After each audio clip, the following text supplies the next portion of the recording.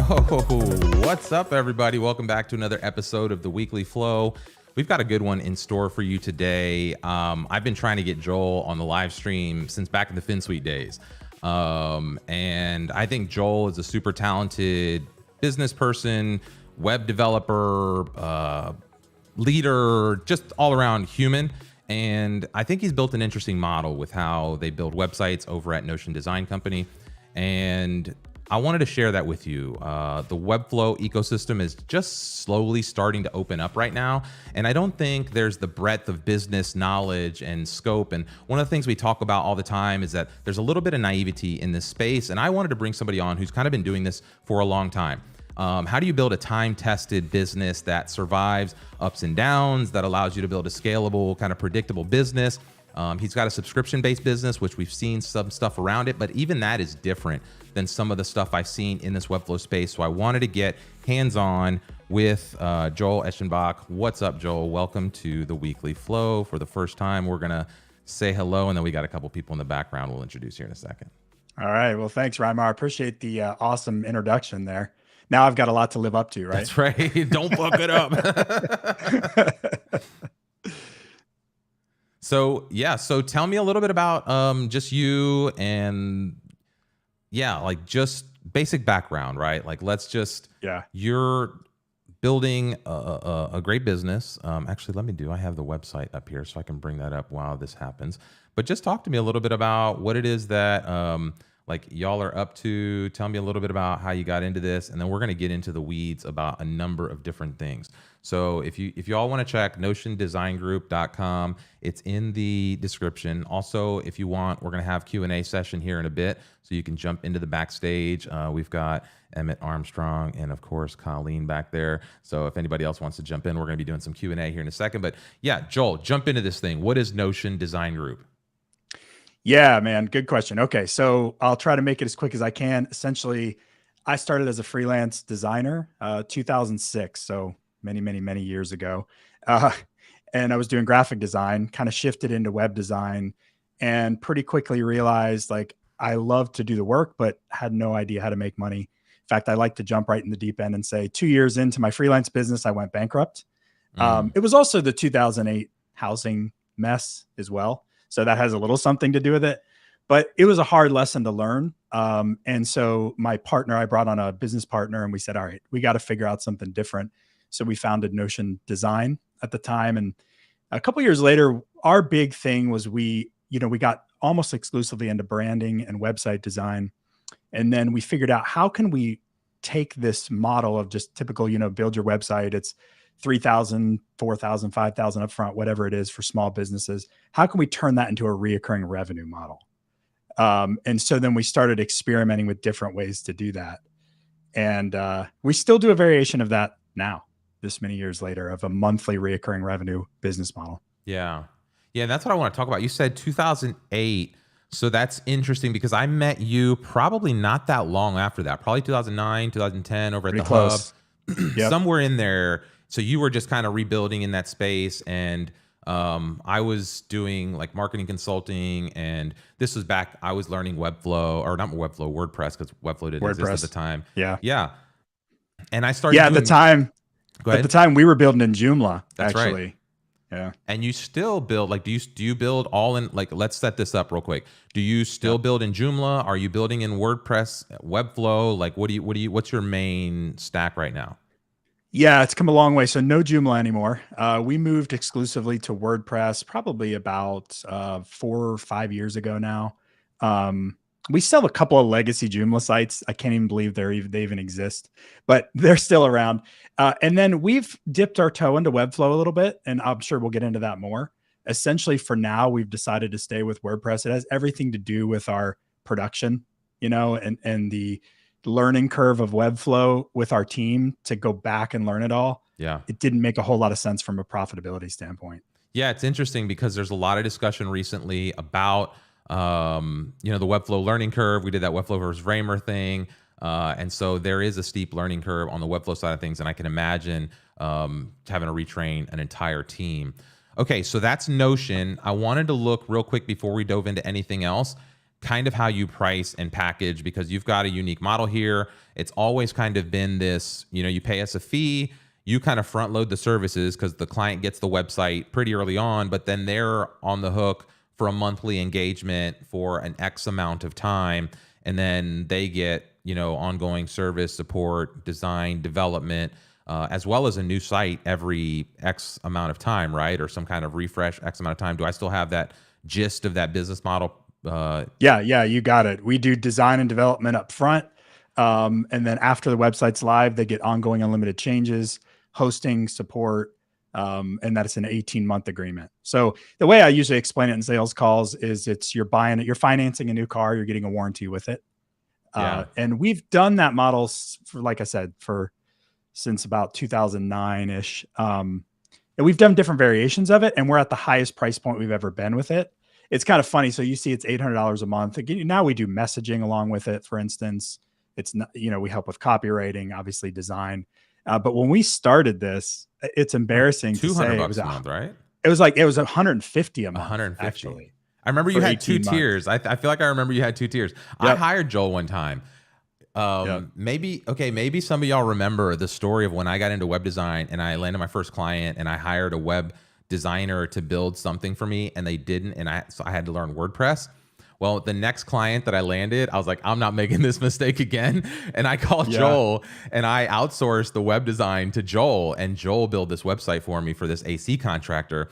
And that was when I was just kind of getting my legs underneath me. And I was like, Joel, you didn't know this at the time, but basically I had committed and taken like 10 grand from a company to do a website and a branding project and a blah, blah, blah. And I had hired another local web developer and they left me hanging 30 days out from the project. And so I had to build the website in 30 days. That's where I learned WordPress. And that's where I started getting interested in web design. But then this other client came by and I wasn't good enough. He was too big a client. I was like, no, I'm not going to risk this. And that's why I came to you to say, hey, can you help me with this? I'll, just hire you as a white label to this guy. And I don't know, that's how it all started. So that's a fun. Yeah, no, I remember that. That was wild. That feels like forever ago. It was. But it's the same thing though. Really, we're still doing very similar to what we were doing then. We're getting a little bit more into brand identity work than we've ever done before. But the website model's essentially the same. Yeah. Let me say hi real quick. We got Brandon Tancott. What's up in the audience? Let's see. Are my comments working? There we go. Isabel Edwards. Hello, Isabel. Dale Jensen's in the house. Hello, Steve Sutterman. Veer saying little big, can't wait to learn from the community. Yeah, we're glad you're here. Joseph Bates in the house. What's up, Dale Jensen, Joshua Sauter. Hello, Aida, Abi, Onur. Let us know where you're watching from. Shane in the house. What's up, y'all? Let us know where you're watching from. We always like to know where people are coming from. Isabel is saying, love hearing this backstory from you guys. Okay, so let's jump in. You go from a couple $100 a month to now $800 a month. And I see some other big services in here. Branding packages, $7,500 one time. Website sales funnel, $500, not once, but a month. Local SEO, $575 a month. Email marketing custom quotes. So I'm imagining you guys set up some kind of workflows and basic funnels for folks. Graphics package, $3,000 one time. I love this menu service, and I do not see this a lot from folks in the Webflow world. And I think this is just one of those things that's kind of like, it's real clear for the customer what you're going to get. The prices, forget about the prices. You set up your prices to make it match, right? It took Joel a long time to get to these prices. I don't think you were anywhere close to this type of demand or pricing when you first started. So no way. Let's chat a little bit about that. And then we have Emmett for just another couple minutes before he runs off. So I want to get just a little bit about your pricing strategy and kind of how you've grown and adopted that. And then I want to get maybe Emmett just to chat a little bit about as we go into this, the Storybrand stuff, because I like how you also help people solve some of the problems with the website, which is the content. So you're not just doing the build, you're like actually helping them shape the story of their brand and what it is that they do and how do you present that and what's the proposition statement. So tell me a little bit about, getting to some of these prices real quick and we'll take it from there.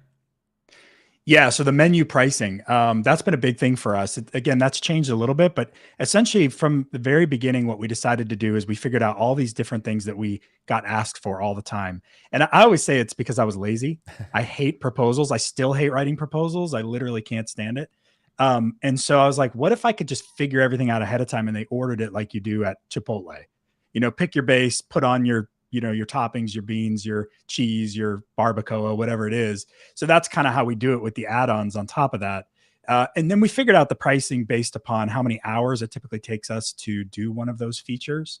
So if it's a custom blog or a locator or whatever, and then we build the profitability on top of that. And most of the time it works. You have the every once in a while where you've got a little bit of scope creep in there, but it's pretty, after this long of doing it, we got it down pretty well. It took you a little while, right? Was there more of that early on? Did it take some experimentation? I remember early on, there was like this, especially when you get like a big burst of new clients, you kind of get overwhelmed because you have to deliver all the goods up front. And a lot of your pricing model is kind of contingent on that long tail. So it's like maybe those first couple months you do a lot of work, but then at the end of that, it's a lot of just maintenance and hand holding. And that's where you really start to become profitable. And I imagine, with 5 or 6 clients, that's tough, especially if you get 10 clients all at once. But as you scale out, now you have, I don't know how many total clients you have, but I imagine now there's some kind of consistency or cadence to that. Any advice on how you might approach that or how that transition happened? Yeah, so it about killed us because we went from taking flat fees for everything to jumping into this small monthly fee, like you said. In hindsight, what I tell people now is if you're going to switch to a monthly recurring revenue model like this, probably do it for select projects instead of switching your entire business model at one time, which seems a little like common sense, but we're like, hey, we're going to go both feet in. And so we're like, oh, wait, again, like I said, 150 a month. So we went from like collecting $3,000 or so for a website back then to only getting $150. So I don't really know. My partner and I ate a lot of ramen. At that time we didn't really do much. We worked all the time. And Tommy, my business partner, Tommy, he's awesome. If it wasn't for him, we wouldn't have done it. We just worked our butts off. But now I don't think you have to build. I know you don't have to build it like that. What you do is you got to get the price a little higher than that and then alternate, get some flat fee and some reoccurring until you can build up that reoccurring base. Yeah. Yeah. And and maybe this is one of the Storybrands things. Let's bring Emmett because Emmett's from the Webflow community here. Let's bring Emmett in here. Let's highlight that. And Emmett and Joel, tell us what did Emmett, you hired Joel or you did some coaching with Joel. I just wanted to get your perspective from a Webflow side of things. What did you like about Joel that made you reach out, or how did you guys connect? Yeah. So I have been a Storybrand guide since 2020, I believe. And that's how I met Joel, but we didn't meet right away. I decided that I wanted business coaching, and I asked the Storybrand community because there's usually, you get a lot of good, solid recommendations from the crew, even though they're all like Divi, WordPress builder. You don't get good technology recommendations, but they know good people. So I figured, hey, I'd ask for some business coach recommendations. And Joel was one of the people that I interviewed. And I ended up hiring multiple people. Like one person helped me here, one person helped me there. And with Joel, I'm really glad that I made the decision to work with Joel because we've been working on pricing and, just tangible things about my business that have really, I think, taken me to another level. So we took a little break because I had like 5 giant projects this quarter. But the way that I like working with Joel, the thing about Joel that makes him so unique is that he has basically you send pre-recorded voice messages back and forth on this app called Voxer. So I'm in my car and I listen to Joel's messages on the way to work, and then I just ramble for 5 minutes. And then he listens to it when he can, and then he gives me some coaching back. So it's really, really great. It's asynchronous, and I've really benefited a lot from his advice. So we figured out randomly that we have you as a mutual connection. And it was really cool. Yeah, that was pretty funny. Small world. It is a small world. Yeah, for anybody watching, it is a very small world when you get into this web design space. Colleen and I actually knew each other from before we were doing Webflow community stuff. She was organizing WordCamps in Miami. I was organizing WordCamps in Tampa. Those are self-organized WordPress conferences. And I actually went to an event in Miami that she had helped organize, and I didn't even know it. which is so wild. Like I met Matt Mullenweg that year, and it was like a cool WordCamp Miami. What year was that, Colleen? Do you remember? 16, 17, somewhere in there. Oh, she's muted. Forgot I was muted. First time on the stream, Colleen. Yeah.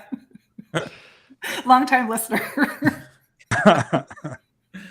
So anyway, it's amazing how these communities connect and how things overlap regardless of kind of what platform you're using. So let's jump into this Storybrand idea just a little bit. Thank you, Emmett. Appreciate you sharing a little bit of insights. And this isn't like a sales pitch for Joel, but if anybody wants to call Joel, like for sure call Joel. He's the chief. This was great. I mean, I got to pay you a little bit there, Emmett, for that promo, man. Thanks.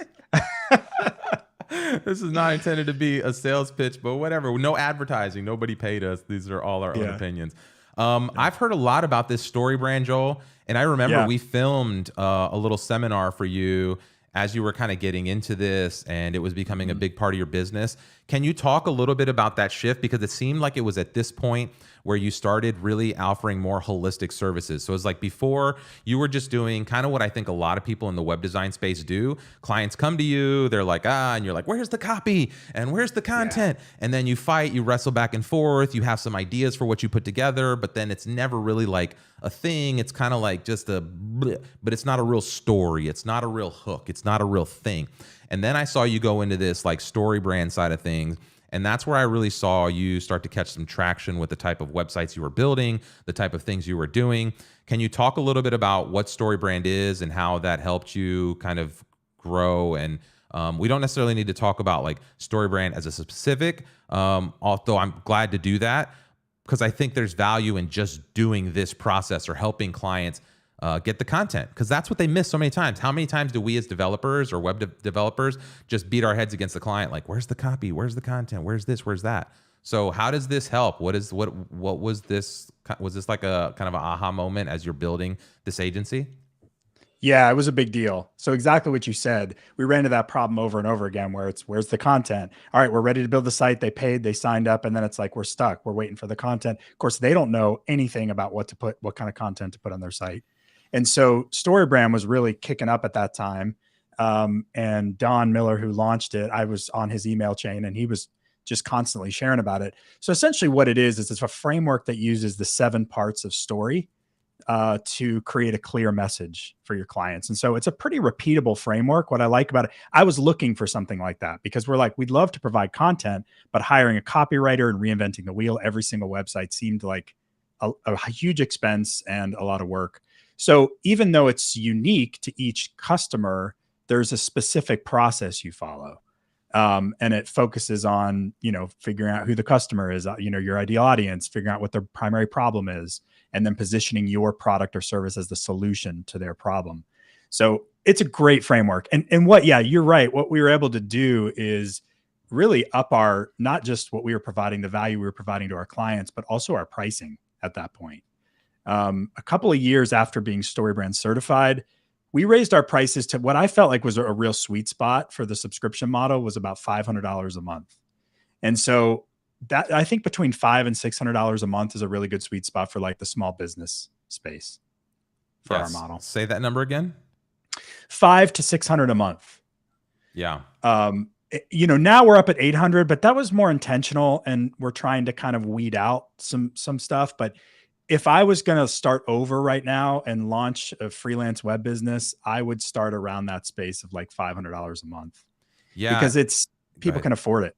Yeah, they can afford it. And it's, we've seen some services. I don't know if you know Brett from Design Joy, if you followed any of that crazy story a few months ago. I think he's charging like $5,000 a month for basically unlimited design. And he got like, it went viral and like he got all these clients and all of a sudden he couldn't like fulfill, and it was like this whole fiasco, and like he's making crazy money. And now I still think he manages a bunch of clients, and I think he figured it out, and but it was like a thing. So yeah, don't be limited by the price. Now, okay, let me ask you this, Joel. What would you say to somebody who's just starting out? Because maybe that's a good advice for somebody who's got some experience, they're knowledgeable building websites, they have a surefire offering. what if I'm just getting started? Like, let's go, somebody's watching this. They have no idea, you know, what they barely have a portfolio here. They definitely don't have this beautiful like Notion site. They're just kind of getting started. Where were you if you had to just like start from scratch right now?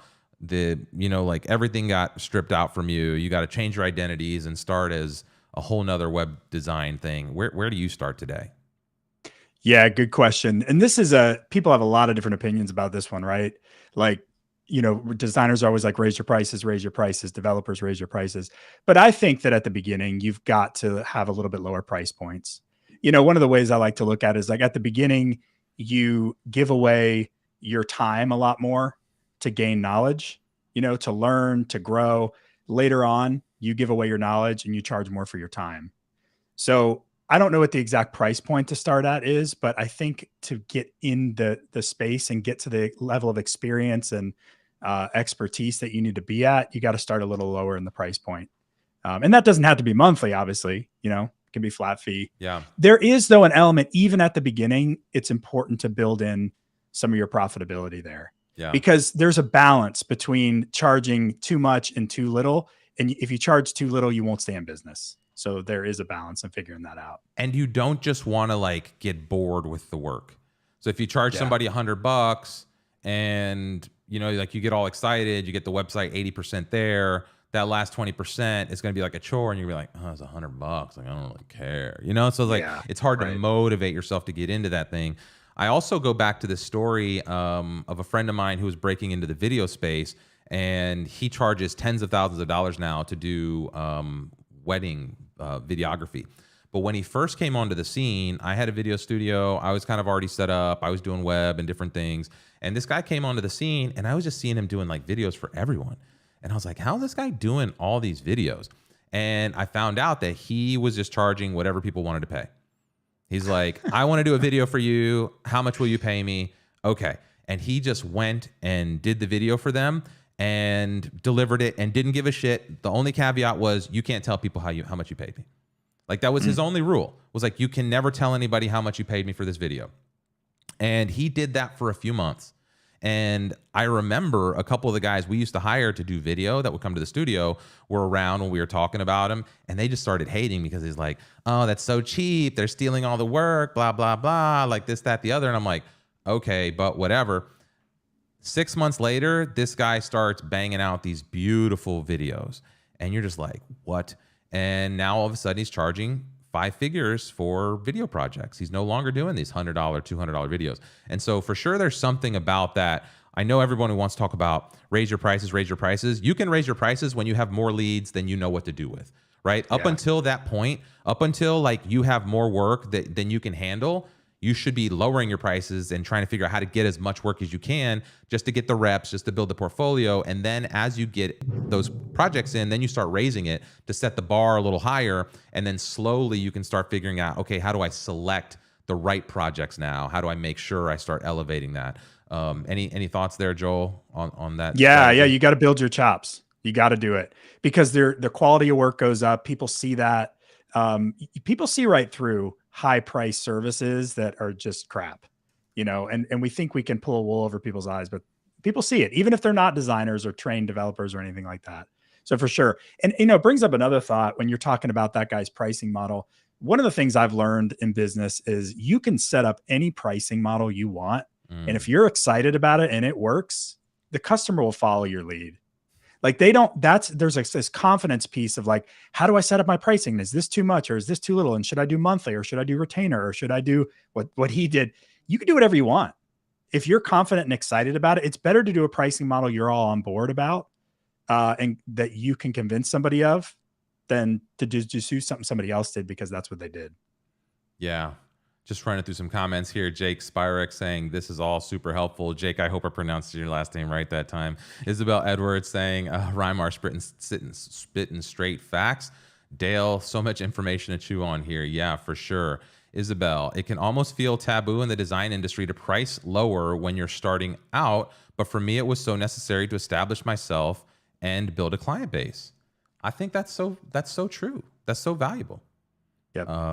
Abby's saying this is real clear concepts that all freelancers should know. I want to, speaking of freelancers should know, let's check this out. WebBay, shout out to the only WebBay here, posted this tweet the other day, and I thought it was super valuable. And so did a lot of people on Twitter, apparently, because it went a little viral here. So anyway, my roadmap to becoming a paid Webflow developer. Joel, I'd like your feedback on this, or if you maybe have anything to add. So take all the Webflow University courses, okay, build 2 to 3 sites for your own portfolio, okay, share each one to Twitter, build a portfolio, share it on Twitter. Most don't get this far. So essentially what he's saying is take all the courses, learn everything you can, and start putting that to work, and then start sharing that. Start showing people like, hey, I'm doing this thing. Then master level up with advanced classes with Dev and YouTube. There's all sorts of videos in this space. You can go to nocode.video. You can go take his 201 course. Basically everyone's got content in this space that's trying to do that. Build cheaper free sites for friendly, family, Upwork clients. So this is exactly what we talked about. Share that on Twitter. There's this other aspect that you're going to see kind of permeate through this strategy, which is share as you build. Don't just keep this stuff for yourself. Do white label agency work if you have the skills. So once you get to a certain point, go find other agencies. Agencies oftentimes need help kind of building out the websites that they design internally, or maybe they have 5 websites, but they only have a team to handle 2 or 3. And so somebody's on a backlog. Maybe you can find a way to get some white label work. I've heard even, I don't want to speak out of turn, but I feel like even Grace, when she was starting, was doing white label work, Grace Walker. So as much and as high quality as her work is now, don't be too small to kind of go and get your steps in with these types of projects. Okay, next step, keep doing client work, raise your rates until people say no. So this is the thing, right? So as you start getting lots more leads, every project, just try raising the rate a little bit until people start saying, that's too much. And now you know, okay, I've tapped into this next tier. Explore alternative income streams around your niche. This is templates, content, affiliates, etc. And then hire help for the tedious, easier stuff. So I think that's a real good strategy broken down into real clear ideas there. Joel, any thoughts, any misses, any other things that you would add into that mix there? No, it's really good. I mean, the friends, family strategy, build as much as you can, figure out, because what you figure out there too is what you're good at, what you enjoy doing versus the things that you just kind of have to do to make money. And then you'll find a sweet spot in there. Also, when you get to that point where you're raising prices, Emmett and I talked about this a lot, where it's like, you just want to keep pushing that price up a little bit more and a little bit more and a little bit more. At some point, it's going to feel really uncomfortable, but you got to do that only after you've got the experience in the portfolio to show it. Yeah. Well, I was having a conversation about this with a friend the other day, because I have this, I had this consulting client, and they hire me here and there. It's not like a consistent thing, but they pay me a good chunk of money to do what I, at one point in my career, would have considered to be like not a lot of work. It's not a lot of work, right? It's like I would have charged way less money to do this type of work for them. And I had to get over my head that like, hey, it's not an issue, right? Like, you're giving them the value. You've learned so much. Like, you have to value the path that it took you to get here, the knowledge to be able to give them this right advice. And I guess early on in my career, people weren't hiring me for that rate for a specific reason, because I didn't have these skills. But now they take that information and they use it to make a lot of money. Or they take that information to raise a lot of money or to do another thing that elevates them. And so whatever that nominal price is to us, and sometimes if you're used to selling a $1,000 website or a $5,000 website, and to sell a $10,000 or $20,000 or $50,000 website, you're like, oh my God, this is crazy. This can't be right. Who would pay for this? But so many people would pay for that. And it's about that positioning and the confidence. Joel, any thoughts on that? Just kind of breaking into that tier of elevating beyond what you think is an acceptable fee. And how to set that threshold, because it takes a little bit of self-awareness. You can't just walk in as like your first 3 websites and be like, yeah, they're 10 grand a piece, right? Right. Yeah, because you'll disappoint people. The value's not there. You get that experience over time. People pay for that experience. And I mean, like, my team and I have built probably over 1,000 websites at this point. So I can look at a website and, I don't know, 10 seconds tell you on a homepage, change this, change that, change this, words, design, whatever. But you only do that from seeing it over and over and over and over and over again. Yeah. And so, yeah, you're right. People are taking your advice, in your consulting position, and they're saying, now Reimar's teaching me how to solve this problem. So yeah, I'll pay for. It's like the whole logo design thing. I don't know. I forget. I always forget the story, but what was it? What was the logo where they drew it on a napkin and it was like, wait, you did that in 5 minutes. Why am I going to pay you? What is it? $100,000 or whatever. It's because of the experience of being able to design it on a napkin that quick because I've done it for so long. You pay me for the years, not the minutes, right? If it takes me 5 minutes to do something, that you think takes whatever, you're paying me for the years, not for the minutes. There's another one like that where there's a steam engine that's out of whack and they bring the mechanic over and he comes around and he pulls a little hammer out and he gives it a little ding and then he hands him the invoice and it's like a $20,000 invoice or something like that. It's like $20,000 is like, yeah, it's like, how can it be? As well, it's $500 for hitting and then $55,000 for knowing where to hit. Yeah, exactly. The years and years and years of messing with all these different. Yeah, exactly. Yeah. So we're for sure like screwing up those analogies, but you get the point. Joel, so there's been a big transition, I think, between where you started and where you are now, because that's one thing that the model that maybe was hard for you to institute at the beginning probably paid a lot of dividends into the years, because now you have this reoccurring monthly income. You have kind of a predictable flow here. It gives you a little bit of, more resilience to weather the storm, or to not necessarily have to scramble if you don't get as many deals this month as you do next month, because you kind of have, again, that long tail. Talk to me about the difference there. Was there when you were considering that, going through those hard phases, was that like something that was pushing you, was like, hey, at one point this is going to normalize and we'll be good? Well, talk to me just a little bit about that thinking.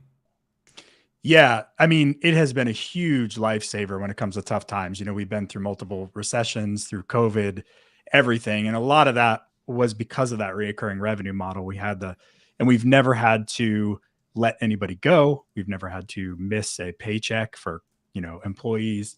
And it has a lot to do with that. It's not that we haven't struggled. It's not that it's been all like gravy, but it has been a huge point. We had that base of monthly income that kind of is covering that.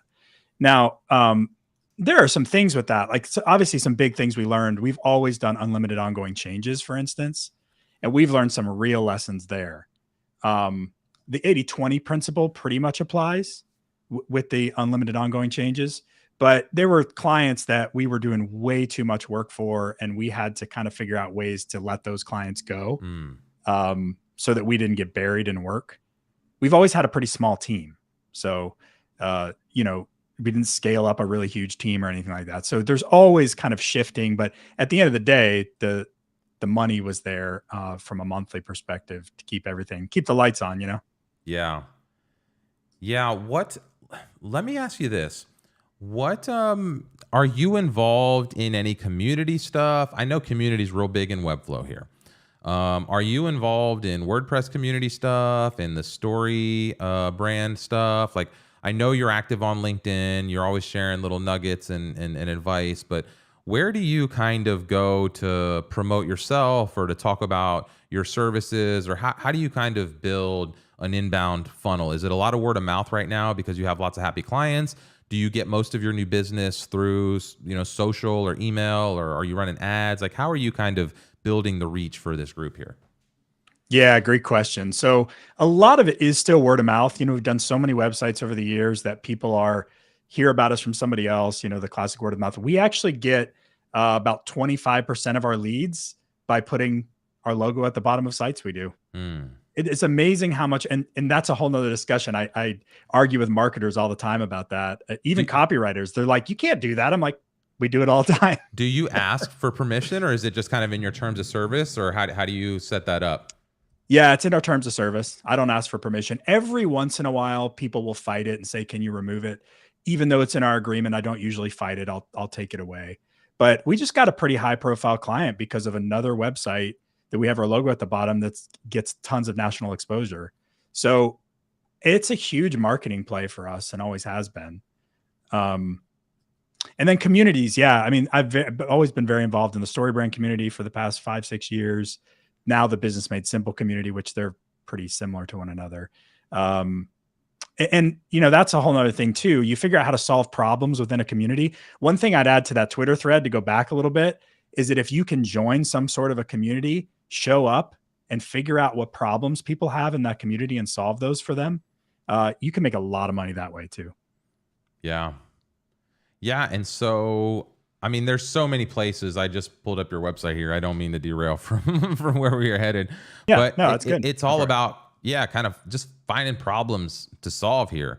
Let's do a couple questions actually. Josh Sauter is saying, when you have the word unlimited in your service description, how do you set any sort of barriers against scope creep? Was this one of those things where it's like unlimited, but you can only have one task kind of going at a time? Or how did you manage unlimited? Or how do you deal with kind of overzealous clients? Yeah, it's a good question, Joshua. And by the way, if you hear some noise in the background, there's some construction going on next to me. So hopefully it's not too loud. So that's been a thing from the beginning. Our goal was we wanted to make what now Alex Hermosi, I don't know if you've heard of him, he talks about an irresistible offer. We wanted to create an irresistible offer before I knew what that was. So when I sold it, I wanted to say, you get this and you get this. And unlimited was one of those huge sales components, because at the time people were saying, well, I paid X amount for my website, it went live, and then they left me hanging. Now I can't get a hold of the web developer. So we were listening to the market at the time. And I said, you know what, let's just try it. Let's do unlimited. So the way we got around it was we actually do turnaround times. So it's unlimited, but our promised turnaround time is 5 business days, which is way too long. It almost never takes that long. It's usually like 1, but that kind of covers our butt in terms of not having to turn around everything that people send right away. So you don't have a restriction on like the number of things that they can kind of put in at a time, or it can only be like working on one thing per customer at a time or something like that? No, we don't. We just have turnaround times, and we do have turnaround times for different types of things. So, you know, if you come back and you say, hey, can you change the words on this? Can you add a picture here? Like content image changes that are simple. But if you come back and say, can you build a whole new page? Or, you know, if somebody comes back and wants a new feature add-on, that's not included in the unlimited. So if you say, hey, can you add a event registration or e-commerce component or something, that's not part of it. It's only part of what is in your original existing build. Yeah. Yeah. Okay, let's see. There's a couple more questions. Joel, did you always plan to hire staff, build an agency versus small, by design, solo? How did you kind of think of the formation of the team? Because I think it was just you and a couple others, and I still think it's a pretty small team, right? Yeah. The term I've used a lot of times talking LinkedIn is micro agency. So that's a great question. So originally I wanted to do it as a freelancer, went off on my own. What happened to me is I just felt very isolated, felt very bored, felt very overwhelmed. And I was like, I don't want to do this all by myself. And I was like, how can I do this to where I can still keep the autonomy and the flexibility, but, you know, not be totally working by myself in a closet somewhere. That's where I was. So I brought on a business partner first, which again, that's another one of those like business no-nos of people like, don't bring on a business partner. It's worked for me. You know, I don't know why. It's just we're very compatible. And then brought on a small team. But our team, the largest we ever were 6 people. We're back down to 4. And the place where we're at is I think 4 people, if you can get the right 4 people on the bus, is an amazing setup. Sometimes I like to think of us as like a group of mercenaries where it's just like we come together, we get hired for jobs. We've got it down to where this person does this person does this person does that. Nice. But that takes time to get there. Yeah, I think we could probably do a full stream on just kind of finding people and figuring out how to scale up a team. And we've done some of that. I don't really love referring people back to them, but in the old FinSuite Growth series, there's lots of stuff about scaling up those things. There's lots of good information back in there. So, Isabel, how do you draft up terms of service? And I'm sure this is something that evolved over time because, you know, like you got to learn what you're trying to do and whatnot. But do you guys have a lawyer? Is it something you did internally? How have you guys kind of come up with your terms of service? Yeah. Well, we did run it by a lawyer at the very beginning. But how we started was we just tried to think of everything we possibly could, the problems that people would come up with to try to cover that. And we just started writing them out, then ran it by a lawyer. And then every time some big problem came up, we then added it to the agreement. So, you know, the term, like I'm trying to think of an example of that. we did set up the terms of service to be where the risk is on our side. One of the things clients would fight us a little bit, and they would say, I don't own the website. And I'm like, no, you don't own the website until 18 months. The risk is 100% us because we're doing all the work up front and you're paying for the service across 18 months, financed essentially with no interest. So things like that, we had to really work out. There were some objections people would have. So yeah, we kind of built it as we went. But now, there's so many resources, LegalZoom. I mean, there's so many legal terms templates you can go out there and find. There's so many more resources than there used to be with this kind of stuff. Yeah. I want to ask a question a little bit about the platform stuff, because you were in Joomla pretty heavy when I met you, and then it seems like you switched to WordPress. How many sites have you done in Webflow? Are you considering doing more in Webflow? Is it talk to me about how you pick a platform? Obviously, WordPress is the most robust, right? And so if you're talking about scalability, if you're talking about, plugins and functionality and open source, blah, blah, this, that, the other, there's hundreds of thousands of plugins. So it's very extensible. But talk to me about how you think about making those platforms. Why did you go from Joomla to WordPress? And why have you experimented with Webflow if WordPress is kind of like the bread and butter here? Yeah. So, all right. So Joomla loved the community, great group of people. They were one of the first in terms of open source CMS. So, I mean, they were awesome that way, but they just didn't grow as fast. They didn't keep up with it. The development cycles got thrown off. And so we were just at a place where we're like, we can't afford to wait for Joomla to come out with the next version. And, everybody's using WordPress. So we moved to WordPress. But even more specifically, we joke now that it's not WordPress. We're actually more UTheme Pro builder experts. So we use the builder UTheme Pro, which is actually a Joomla and WordPress builder. And I would argue one of the best ones out there. And we've used it for many, many years. And so when we moved to Webflow to start testing out Webflow, we've built about 3 Webflow sites. So we know classes. We've been doing web design for a long time. We know CSS. We know HTML. It wasn't so much that. It was, I have so many pre-built functions in UTheme. I can drag in a grid. I can drag in all these pre-built elements so quickly and build a site so much faster than going back into Webflow and kind of starting from scratch. Now, I know in Webflow there's Reloom and all that, but we just tested it. We did about a month or so of testing, and we're like, this just doesn't really make sense for us at this point. We can do almost everything we need to within UTheme and WordPress. There's a few things you can do over here on Webflow from animation, interactivity perspective that we can't do, but it's pretty close. It just didn't make a whole lot of sense.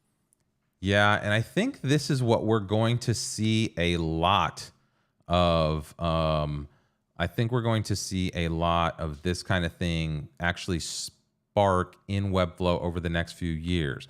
Webflow is doing a lot in components and layout and design systems, and I could see more theme style core elements, because that's one of the things when I was starting with Webflow that kind of would frustrate me. When I'm working in WordPress or something like that, and I get a little slider like this, I don't have to worry about what this is going to do on mobile. It's already going to do it. Right. Right. Yep. The things are just there. And then with Webflow, you got to go in and you got to optimize each thing. And the sliders, we all know, are a chore, blah, blah. That's why we all use different types of sliders.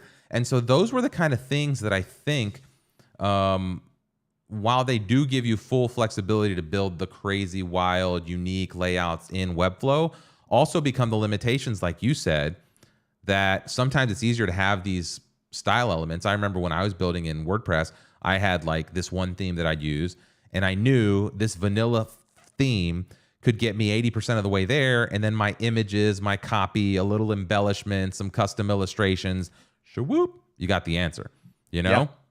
And I think, especially if you're trying to just build some kind of production type operation like this, if you're trying to win the awards websites, if you're trying to build the $100,000 whatever, that's probably got to be a custom from the ground all the way in Figma, do the design, bring it over. You have some interaction people, you're doing lots of different things.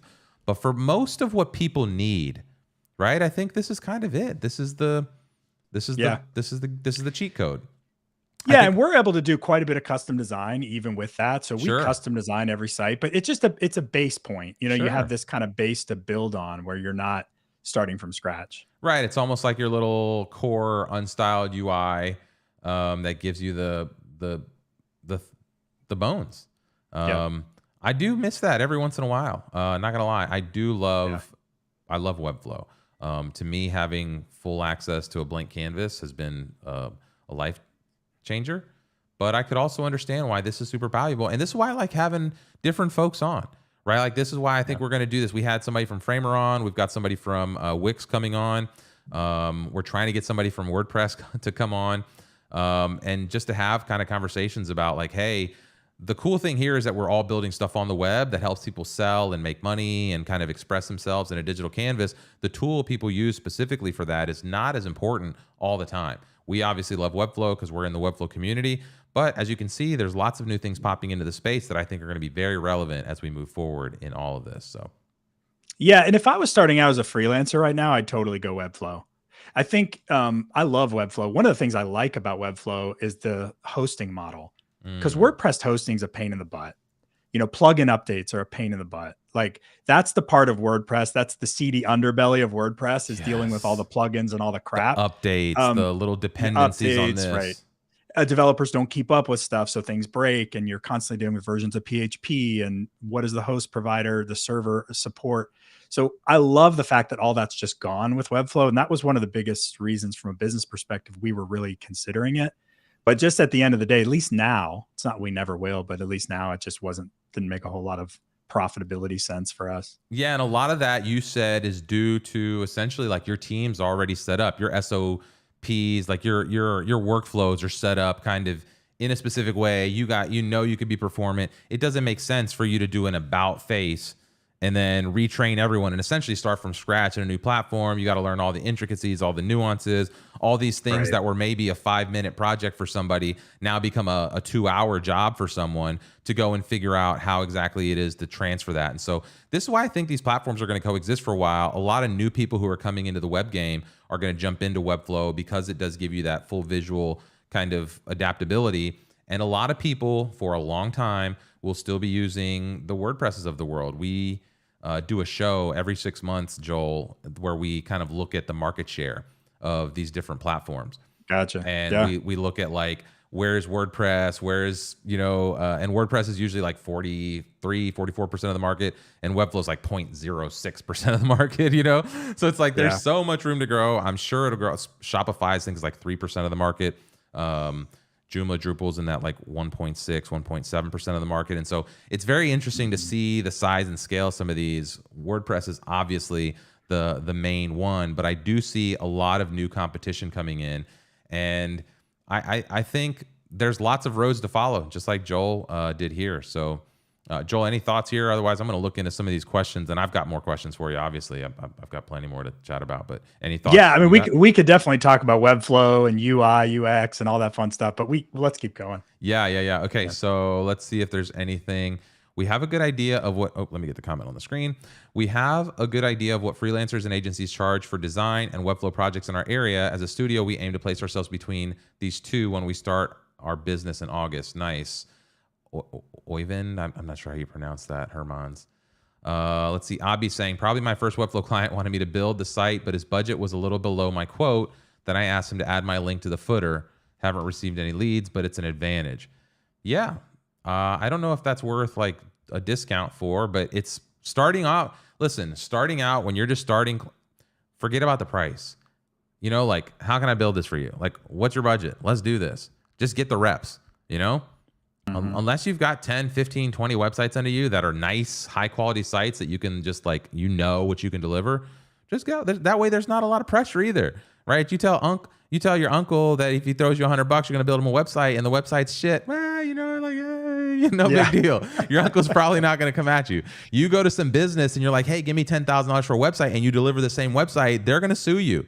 Right. And then you probably already spent some of that money, and you maybe don't have enough to pay back and to get into the whole thing. And so now you're in all sorts of mess. Plus now you got some bad rep, and that spreads faster than anything. Right. Like, people are more likely to leave a bad review than a positive review every day of the week. So, yeah. And I say put, as far as the link in the footer, just put your link in the footer. Just do it, right? They're just going to take it away. Someone's going to ask to take it away. That's the worst that's going to happen. And in our industry, we can still get away with that. Designers, developers, sometimes photographers, why not? Well, and it's getting more and more appropriate, I think, to just ask, right? Like, just ask for the credit. Like, it's okay. Hey, like, I want to credit the person who did this. Like, a lot of times I'll, even if it's an alt text or whatever it is, like, people want credit and people want to share credit, especially if it's a beautiful thing, especially if you've got a good relationship with them.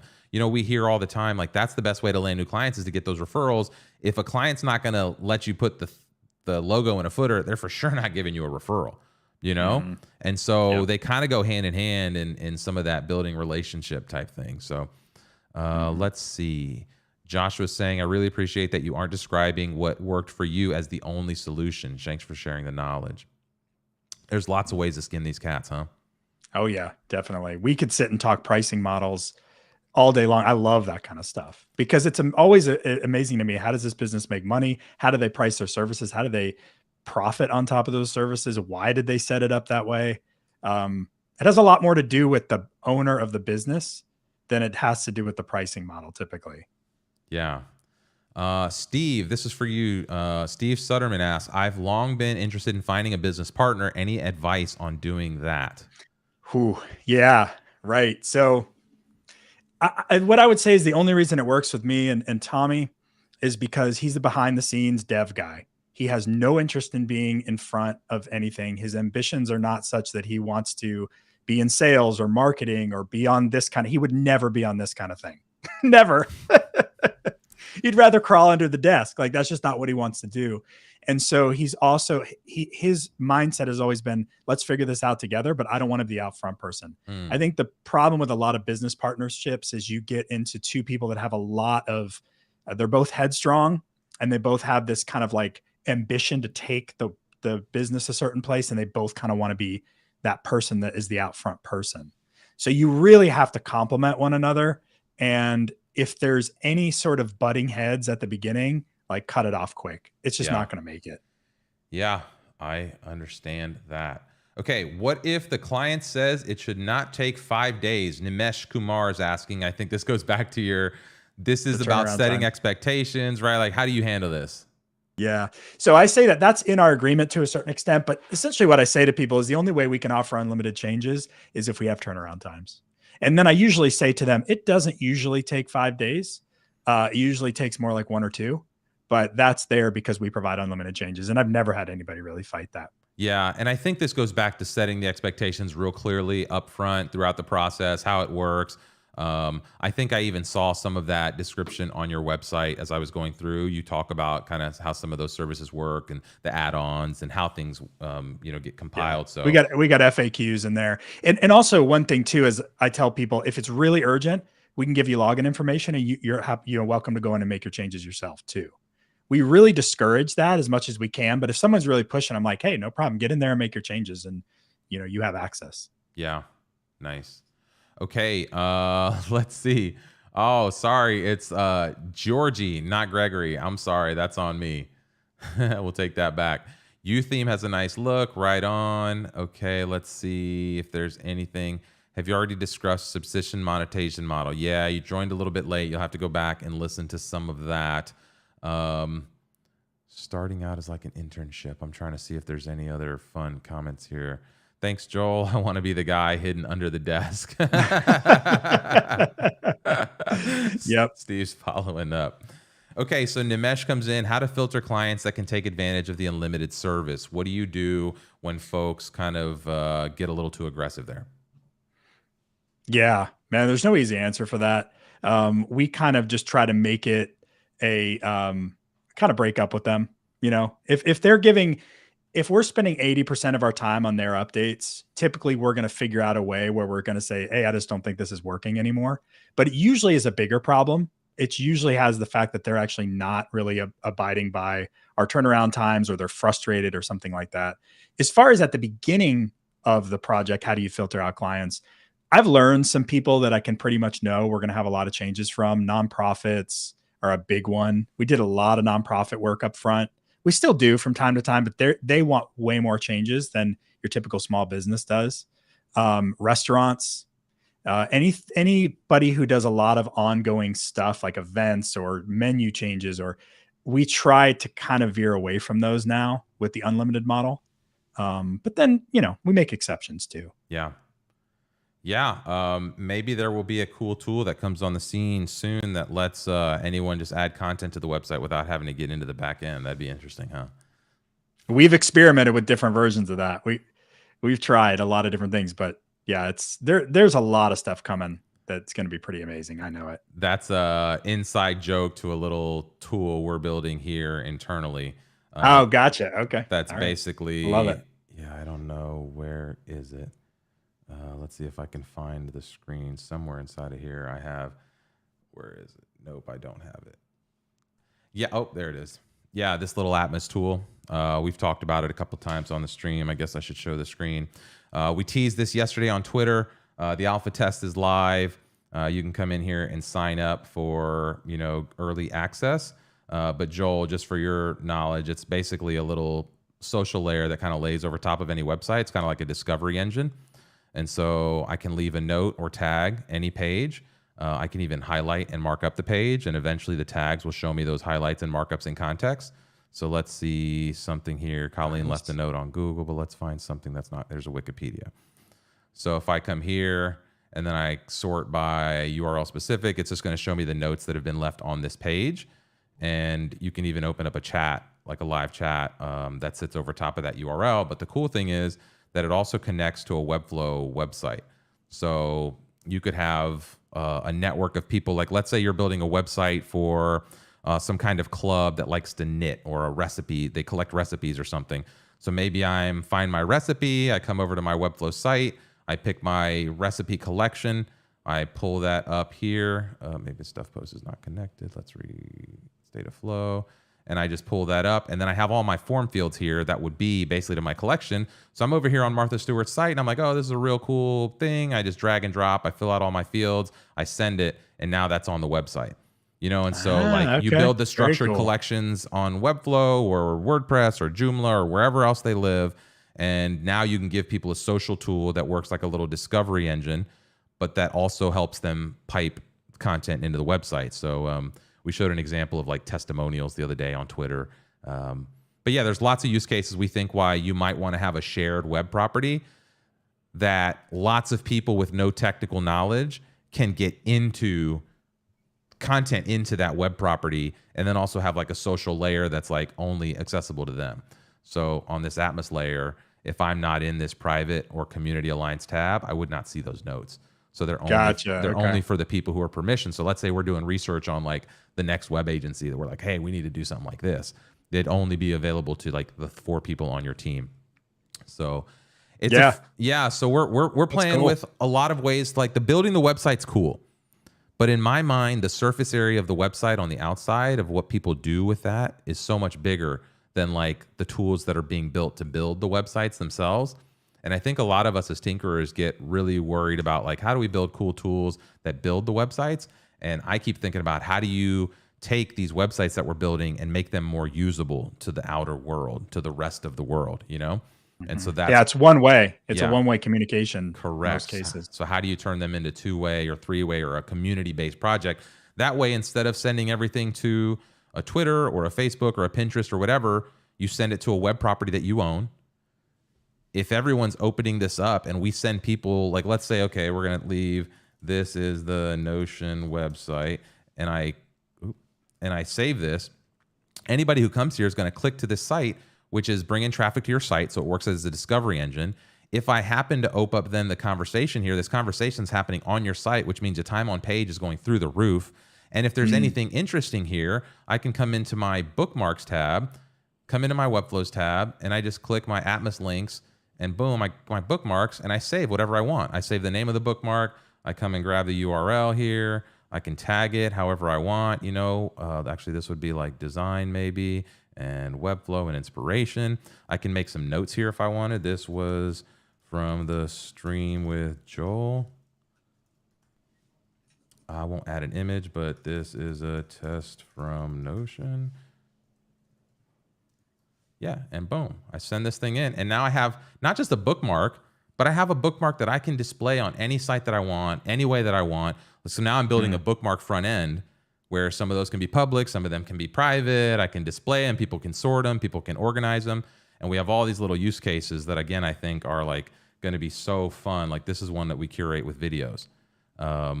And so being able to send, imagine we give this to everybody in the space that makes videos, and now everybody can just build the YouTube of just these types of videos, but it's controlled by just 20 contributors. But YouTube still gets the love, Twitter still gets the love, like the main platforms still get the love because this is all just hosted on YouTube. But at least we curate it here. And when you want to go, you can see, let me see all the videos from Timothy Ricks. Okay, boom. You know? Yeah. So there's a lot of reasons why I think, again, the building the web is cool, but allowing people to interact with what you build and make that more dynamic and bring some of that like community layer over top of that, that's, I think, the next phase of what social could be. I don't know, it totally derailed from the profitable web business, but yeah, it's all good. I mean, I love this. I love this kind of stuff. Let's see if there's any comments coming in here. Nimesh, here's Georgie again saying, one of the clients found me on Reddit, wanted me to replicate a site for $500 to $1,000 when I told him that my project minimum is $3,000. Then I've got a lot of nasty words about sucking. Yeah. How do you deal with that a little bit when you just kind of like pie in the sky somebody on, pricing, or if it's like way over there? Like I was at a friend's birthday party the other day and her dad is like, oh, I need help with this. And my buddy goes, Reimar's the guy that does that. And he's like, oh shit, I don't really want to build a website for this guy. So yeah, tell him like, hey, it's a 10K minimum project. Yep. You just got to nip it in the bud early, right? Yeah. Minimum level of engagement. That's what I talk about. Figure out what your minimum price is, just like you said. Make sure you build a little profit in that, and then state the price and let it sit. Don't ever feel pressure to shift your prices to what somebody else wants to pay. I did that way too much. Now, again, back to the conversation about, early on, you're going to do that. But once you make a decision on what your price is, that's just not the client for you. Yeah. Yep. Yeah. Riley CX is saying you don't want the clients that need a one-day turnaround. You don't want the ones that are just going to be, cracking the whip, expecting you to answer their messages at, 10 a.m. or 10 p.m. or midnight or something dumb like that. Yeah. Is it mainly for small businesses, not startups? Nimesh, I'm wondering if this is about Joel's business model, or do you have a target demographic? Who do you typically work with? Do you have like a niche that you play into? Yeah, I mean, that's changed over the years. Now, I mean, when we started, it was much more about startups, new businesses, solopreneurs. That's where our price points were. Over the years, we've gotten, a little bit higher in terms of that. But now we're much more after larger companies. Like I said, I didn't get into this too much. We're doing a lot more brand identity work. So, we're targeting more like software as a service companies, things like that. Yeah. But yeah, early on, I couldn't stop selling this business model. I should have known. I should have raised my prices. But I think the close rate, I didn't really keep track of it then, but I would guess my close rate was probably like 95%. Because it was easy to sell. Selling wasn't the problem. The problem a little bit got to be fulfillment. Yeah. But that's when the price is too low. Right. I was going to say, that's when you start to figure out how to raise your prices. Yeah. Bello comes in here. The major problem I faced my freelance web development career is figuring out my target audience. I know who they are, but I don't know how to find them. Any advice on this? Yeah. That's a tough one for everybody. I mean, getting leads at the beginning is the hardest thing you're going to do. Where do they show up? Where do they hang out? That's why I tell people, is it Twitter? Is it LinkedIn? Is it in a community or a subgroup? Don't be afraid to join paid communities. And a lot of people try to do things in free communities. I really saw my business explode. You're talking about Storybrand when I joined a paid community, because people in paid communities are a little bit more serious about the whole thing. But another thing I'll talk about, just start fires. Go as many places as you can, start fires, and one of those fires or a bunch of those fires are going to turn into a blaze at some point. Yeah. Yeah. It's interesting you just said that about the community thing, because we do a lot of free community stuff, but I also feel like we're overwhelmed a lot of times with what we try to do on that free tier. And we've been thinking about, or how do we kind of like, we don't want to limit access, but for the folks who are building meaningful things and who want to get hands-on and kind of take that next layer of like, it's hard to just dedicate time one-on-one with folks without some kind of balance there. So yeah, it's interesting that you say that, because we're in the throes of thinking about how I do that specifically kind of outside of some of this. So yeah, I mean, everybody takes things more seriously that they pay for. Sure. So right. All right, let's see. Atmos, we got some love for the Atmos extension. That's right. Signed up. Yeah, didn't you have a video on that already? We did have a video. We released that on Twitter. Actually, if you follow me on Twitter, go give that some love, please. That's a part of this build space announcement. I'm actually going to shamelessly copy this link and share it in the YouTube chat. If you're on Twitter, go like that, go retweet it. I'd appreciate that. That is part of this competition that we're in, and we're trying to get some visibility on that. So, okay, looks like Save to Notion Chrome extensions, really good. Yes, it's like Save to Chrome from Notion, except for I think the ability to put the content in a front end that you can control and monetize and build a store around, or build a membership on, or do whatever, and it not be Patreon, Substack, OnlyFans, etc.'s platform, because they're going to run into the same issue that Facebook ran into, or that censorship, or that they don't own the data, they don't own the content, they don't own it at the end of the day. So one of those platforms could eventually say, hey, we're going to take 20%, or we're going to bump you to whatever. So you kind of want that to be housed in a website that you own. Let's see. And then just for the sake of time, we'll just grab a couple little platforms here, a couple last questions here. Joshua Sauter, any platforms you recommend for finding those communities? That's one thing I've never tried growing my business. So how do you find the top tier communities there?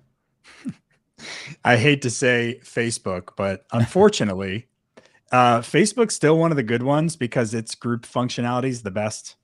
I'm really involved in LinkedIn, but LinkedIn groups suck. I mean, as far as I'm concerned, they do. So I think there's a lot of really good paid communities still in the Facebook space. Obviously Discord, but Discord is a little bit more tricky to find. But yeah, I mean, also if you just kind of hang around, you see what people are a part of. There's a lot of influencers out there. There's a lot of people in the tech space. But it's your audience. Where's your audience hanging out? Yeah. That's what you got to figure out first. Yep. All right. Jeff McAvoy says, popping in quick to say hi. What's up, Jeff? We appreciate you. What do we have coming up, Colleen? What are we missing here that we have coming up? We could take a look at the State of Flow site. We didn't do that today. We didn't look at we usually take a look at the State of Flow site and go over upcoming events and what's kind of coming up in the space.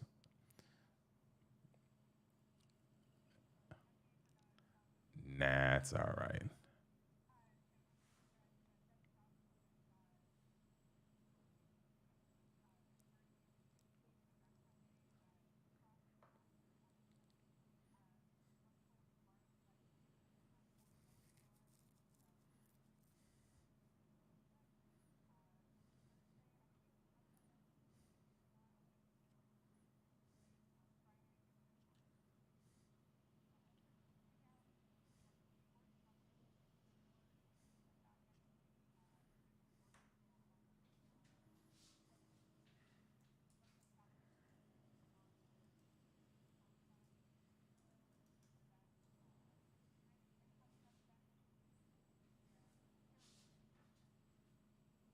Right.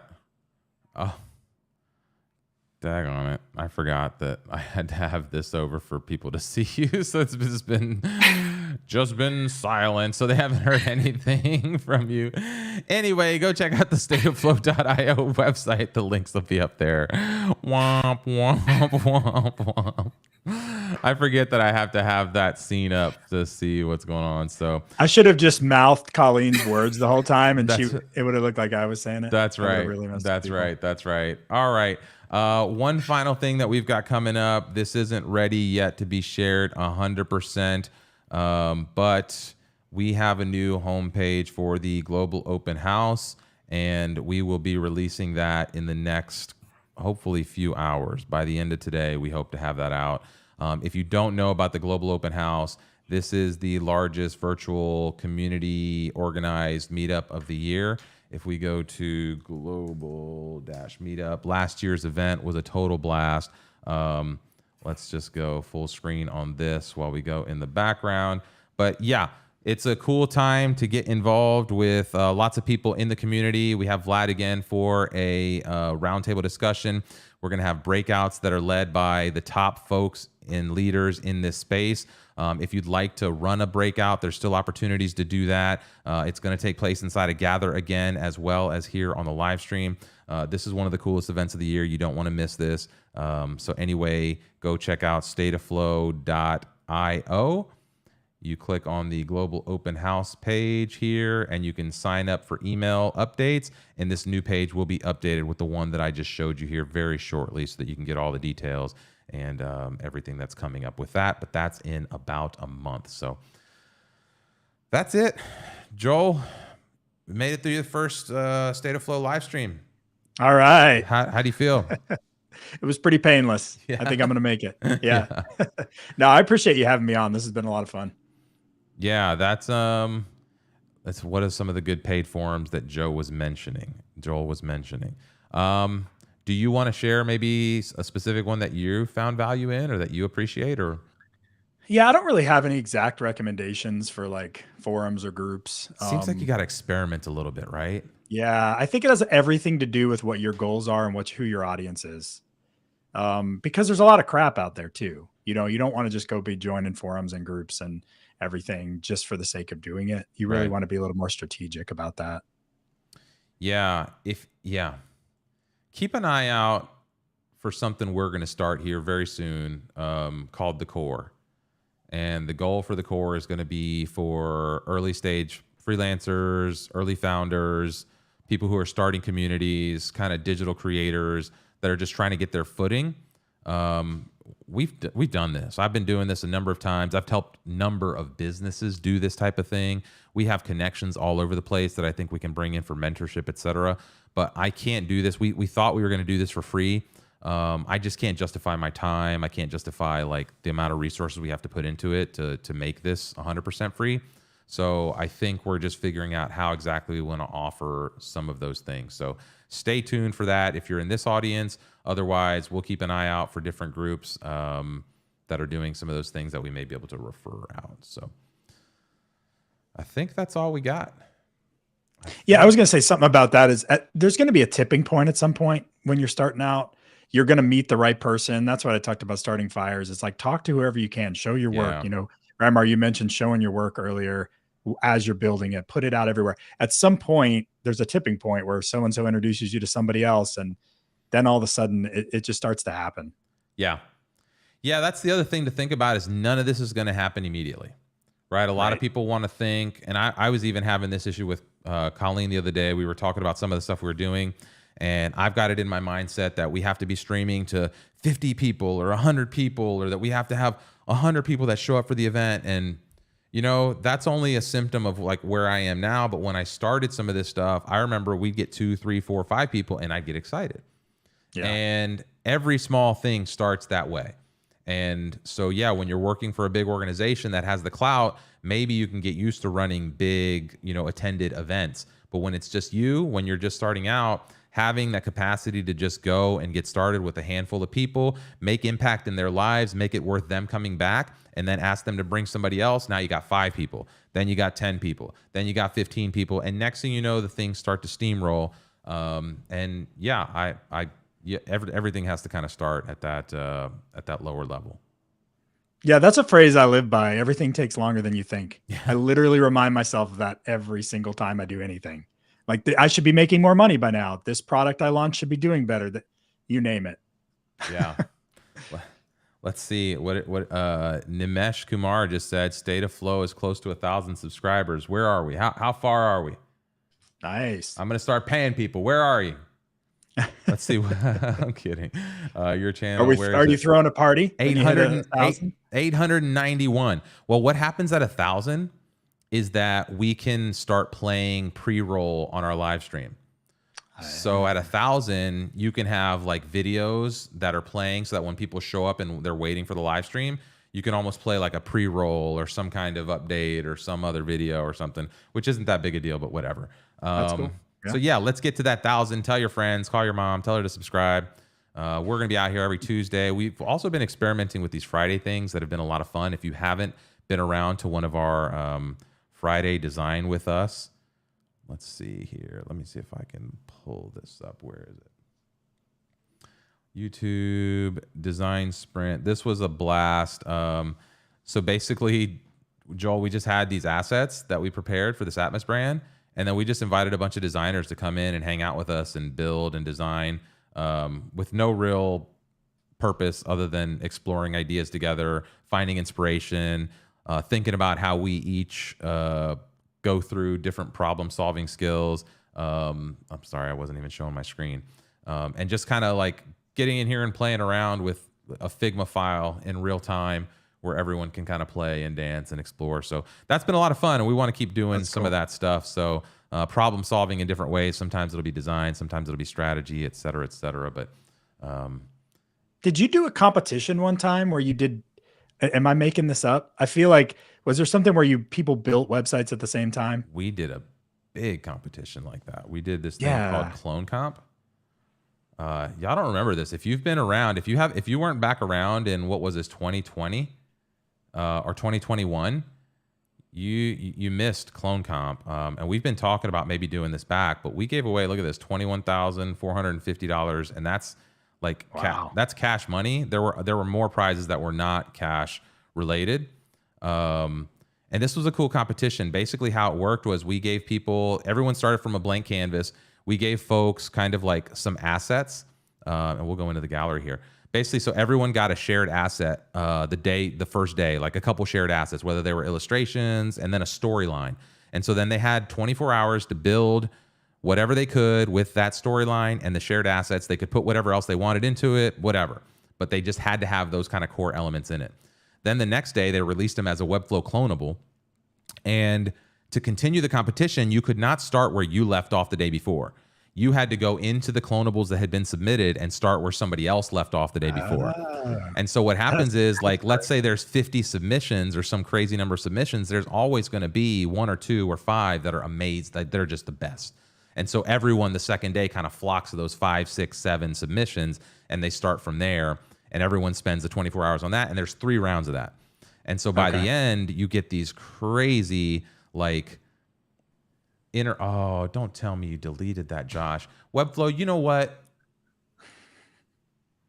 This was deleted because he had to downgrade his account. He was talking about this on Twitter the other day. This is bullshit. No offense, Webflow. This is bullshit. This was such a fucking amazing project that's now just... So they're all gone? It's gone. This one's gone. It's just gone. Let's see if this other one, like, yeah, look. And this is because... Is that an individual user account? Or was it's because Webflow changed their policies that required people to not have more than 10 accounts. And so all of these cool projects that people just kind of had in there that were showcases are just now being disappeared.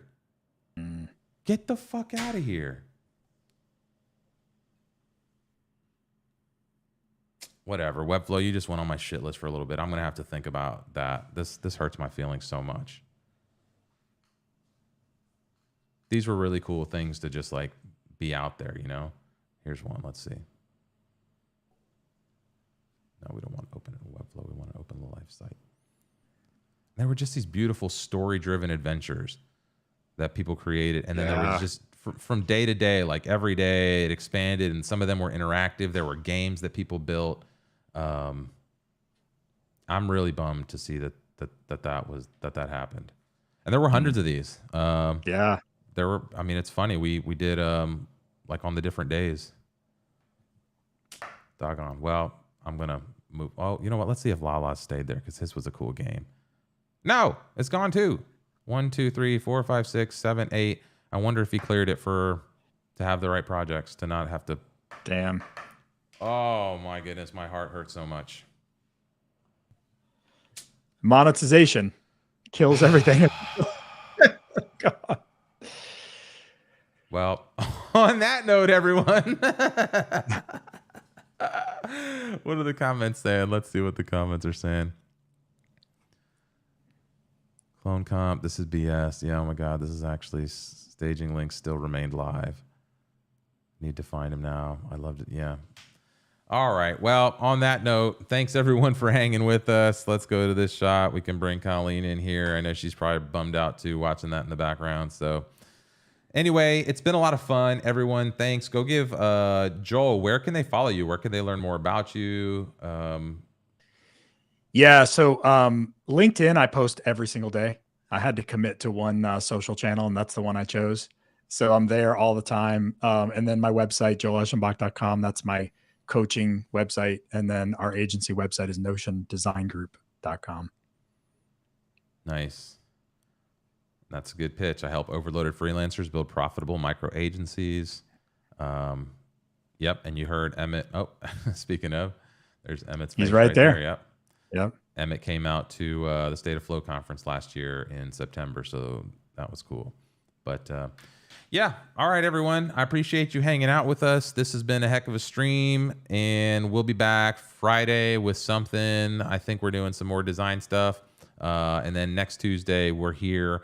We thought we had the Wix, but I think that changed. I think I just got the message from Wix. We got to push that back 1 week. So we're in Scramble Drill for next week. So anyway, we'll have something fun for you. Be here next Tuesday. Otherwise, we're going to take away your Webflow access. Okay. Bye, everyone.